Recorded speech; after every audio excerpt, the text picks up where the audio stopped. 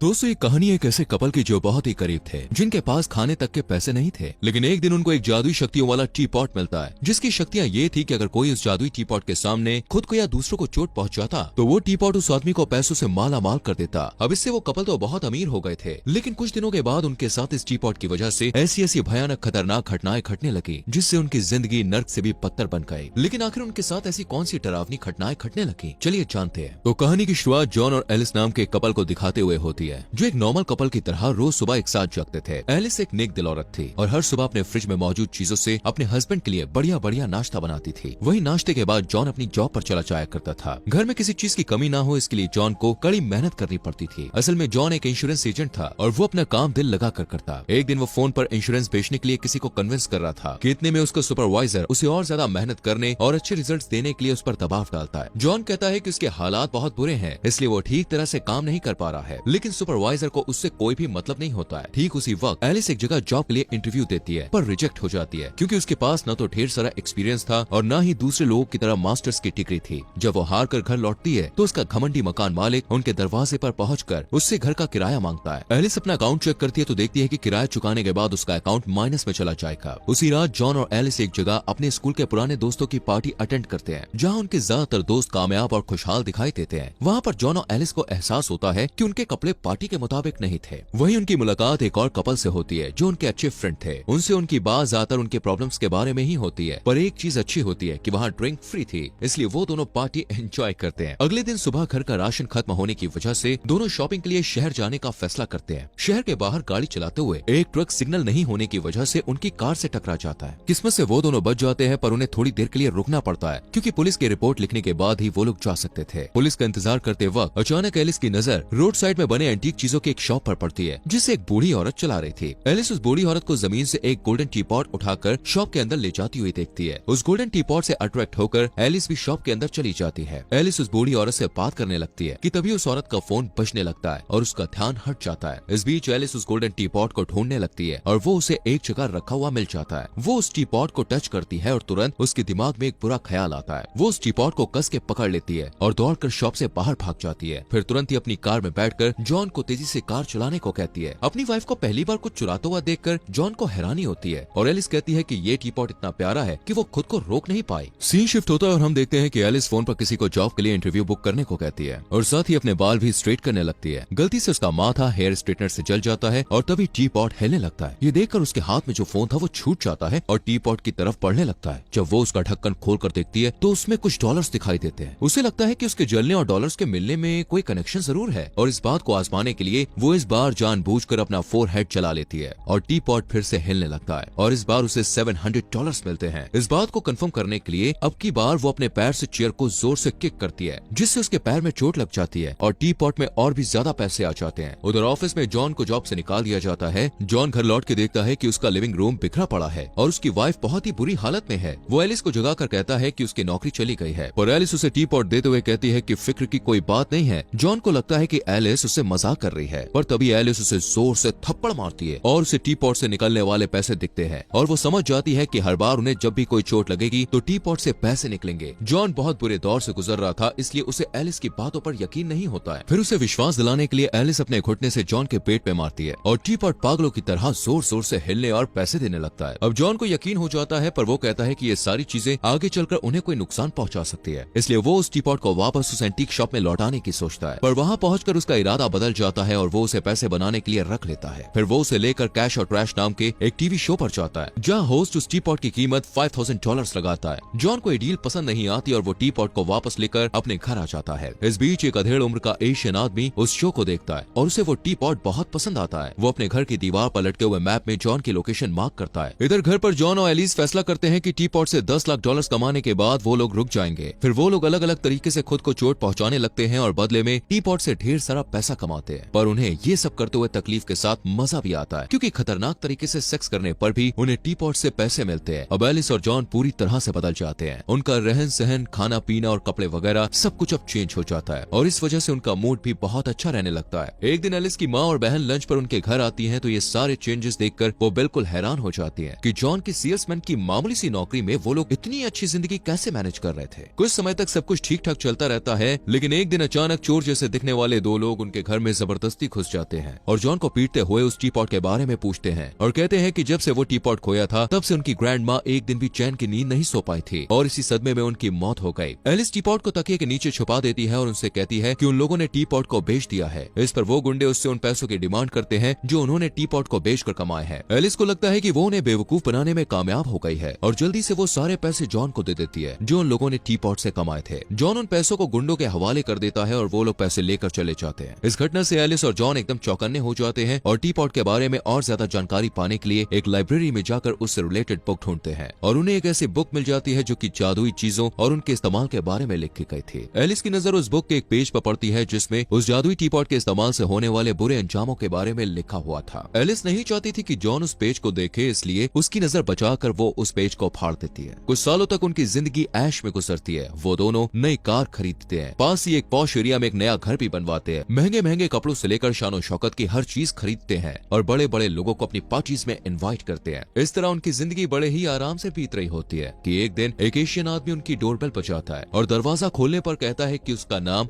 लीलिंग है और वो थियोसॉफिकल कम्युनिटी में काम करता है। वो कहता है कि उसे पुरानी चीजों और खासकर टी पॉट्स में बहुत इंटरेस्ट है। जॉन उस आदमी को घर पर बैठाकर उसकी बात को अच्छी तरह सुनना और समझना चाहता है, पर एलिस कहती है कि अगर उन लोगों ने उस आदमी को टी पॉट के बारे में बताया तो टी पॉट के साथ साथ वो सारी चीजें भी खो देंगे जो उन्हें टी पॉट से मिली थी। लीलिंग उनसे कहता है कि वो लोग खतरे में हैं, पर वो उसकी बात नहीं सुनते और उसके मुंह पर दरवाजा बंद कर देते हैं। लीलिंग के जाने के बाद उनका पुराना मकान मालिक अर्नी बिन बुलाए उनके घर में घुस जाता है और उनसे पूछता है कि उनके जैसे दो कौड़ी के लोग इतनी जल्दी अमीर कैसे बन गए। दरअसल अर्नी उस वक्त पिया हुआ होता है और बेवकूफों जैसी हरकतें करता है। फिर अचानक वो उनके हाथ से टी पॉट छीनकर भाग जाता है। जॉन उससे टी पॉट वापस छीनने की कोशिश करता है पर टी पॉट उछलकर बीच रास्ते में गिर जाता है। अर्नी उसके ऊपर अपनी गाड़ी चला के चला जाता है पर टी पॉट को जरा सा भी स्क्रैच नहीं आता। ये देखकर एलिस को राहत मिलती है, पर उन्हें थोड़ा अजीब भी लगता है कि टी पॉट के ऊपर से एक ट्रक गुजर जाने के बाद भी उसे कुछ नहीं हुआ। इस बात का पता लगाने के लिए वो लोग लीलिंग के पास जाते हैं। लीलिंग उन्हें बताता है कि टी पॉट को नष्ट नहीं किया जा सकता, उससे छुटकारा पाने का सिर्फ एक ही रास्ता है कि उसे किसी ऐसी जगह में छुपा दिया जाए जहाँ उसे कोई भी ढूंढ नहीं सके। फिर वो उन्हें उस टी पॉट की हिस्ट्री बताते हुए कहता है कि वो टी पॉट अपने समय के सबसे अच्छे और सबसे बुरे लोगों के हाथों से होकर गुजरा है। ली उन्हें वार्न करता है कि अगर उनके अंदर जरा सी भी बुराई होगी तो ये टी पॉट उन्हें बढ़ा देगा। वो बताता है कि बरसों पहले आखिरी बार एक नाजी कैंप में उस टी पॉट को देखा गया था। ये सब सुनकर जॉन टी पॉट को ली को दे देना चाहता है, पर एक बार फिर से एलिस जॉन को उस टी पॉट को लीलिंग के हवाले करने से मना करती है। वो कहती है कि हम दोनों अच्छे लोग हैं और खुद पर काबू रखना हम जानते हैं। इस पर जॉन एग्री हो जाता है। एक रात वो दोनों गुंडे जिन्होंने पहले भी उन्हें परेशान किया था फिर से वो उनके घर में घुस आते हैं और चोरी करते हुए आपस में बात करते हैं कि जॉन और एलिस बहुत बेवकूफ हैं, इसलिए अपना पैसा अपने टॉयलेट में छुपा कर रखते हैं। जॉन और एलिस अपने बेडरूम से उनकी आवाज सुन लेते हैं और निकलकर उनके सामने आते हैं और उनके आने की वजह पूछते हैं। तो वो दोनों चोर कहते हैं कि वो यहाँ पे टी पॉट चुराने नहीं आए, क्योंकि उन्हें पता है कि उस टी पॉट को अपने पास रखने से बहुत तकलीफ उठानी पड़ती है, क्योंकि ये टी पॉट जिसके पास भी रहता है उसे पूरी तरह से कंट्रोल में कर लेता है और इंसान लालच में पागल हो जाता है। ये सब कुछ उन दोनों ने अपनी ग्रैंड मदर के साथ होते हुए देखा था, इसलिए उन्होंने जानबूझकर उस टी पॉट को जॉन और एलिस के पास रहने दिया था ताकि उन्हें तकलीफ उठाकर कमाए गए पैसों को वो लोग आसानी से हासिल कर सके। जॉन और एलिस उन्हें रोकने की कोशिश करते हैं और उनके बीच फाइट होने लगती है और जॉन और एलिस बेहोश हो जाते हैं और जब उन्हें होश आता है तो वो देखते हैं कि अब टी पॉट पहले से कम पैसा देने लगा था, पर इस चक्कर में एलिस और जॉन खुद को इतनी तकलीफ दे चुके थे कि वो टी पॉट से पैसा कमाने के लिए किसी और की हेल्प लेना चाहते थे। फिर एक दिन वो दोनों बाइकर्स बार जाते हैं और पूछते हैं कि वहाँ सबसे कमीना आदमी कौन है। बार का मालिक एक आदमी की तरफ इशारा करता है। जॉन उस बदमाश से लड़ने लगता है क्योंकि उसे उम्मीद थी कि इसके बैग में रखा हुआ टी पॉट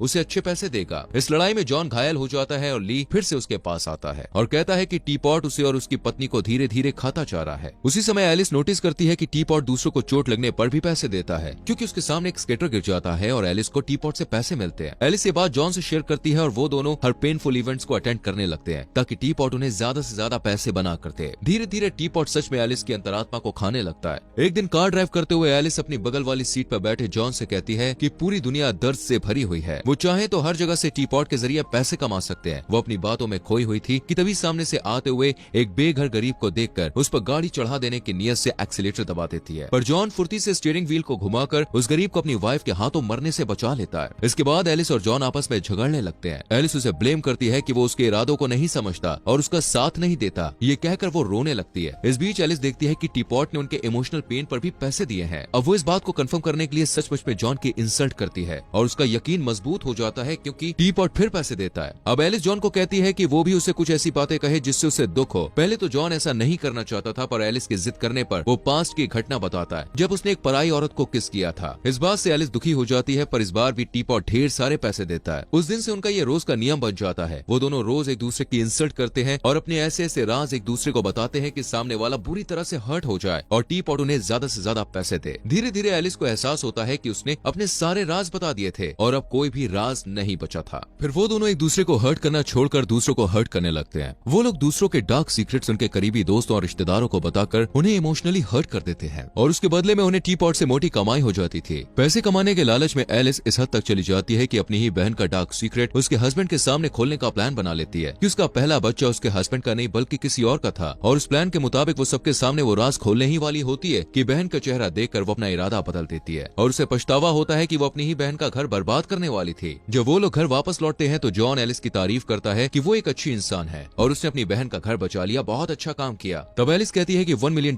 के टारगेट को पाने के लिए अब उन्हें आखिरी बड़ा दांव खेलना होगा, उसके बाद रुक जाएंगे। पर जॉन कहता है कि उनके पास पहले से ही काफी पैसे हैं, उन्हें और ये सब करने की जरूरत नहीं है। लेकिन एलिस नहीं सुनती और कहती है कि प्लेग्राउंड में बहुत सारे ड्रग बेचने वाले हैं, अगर उन्होंने उनमें से किसी एक को भी मार दिया तो न सिर्फ वो मालामाल हो जाएंगे बल्कि समाज का भी भला हो जाएगा। जॉन उसकी बात से अग्री नहीं होता है, पर वो उसे ना भी नहीं कह पाता है। फिर वो दोनों मिलकर एक गहरी कब्र खोदते हैं, पर अचानक जॉन का मन बदल जाता है और वो फैसला करता है कि वो अब ये सब नहीं करेगा और एलिस से पूछता है कि वो जॉन और टीपॉट में से किसे चुनेगी। पर एलिस कोई भी जवाब नहीं देती और निराश होकर जॉन ली के पास जाता है और उससे हेल्प मांगता है। ली कहता है कि अब बहुत देर हो चुकी है। जॉन उससे रिक्वेस्ट करता है कि वो उस टीपॉट को चुरा ले, पर ली कहता है कि इस तरह कोई फायदा नहीं होगा, उन्हें उस टीपॉट को अपनी मर्जी से ली के हाथ में देना पड़ेगा। उस रात नहाने के बाद एलिस जब अपने बेडरूम में जाती है तो देखती है कि जॉन सेकंड फ्लोर के विंडो के किनारे बैठा हुआ है। वो उससे कहता है कि उसके चले जाने के बाद वो उस टीपॉट को वापस करते। एलिस उसे कूदने से मना करती है, पर जॉन कूद जाता है। एलिस को अपने हस्बैंड की फिक्र होती है और वो दौड़कर नीचे आती है। जॉन को बेहोश देखकर वो रोने लगती है। जल्द ही जॉन होश में आता है और एलिस से पूछता है कि वो टीपॉट ली को सौंपने के लिए तैयार है, तो वो हाँ कर देती है क्योंकि उसे सबक अब मिल चुका था।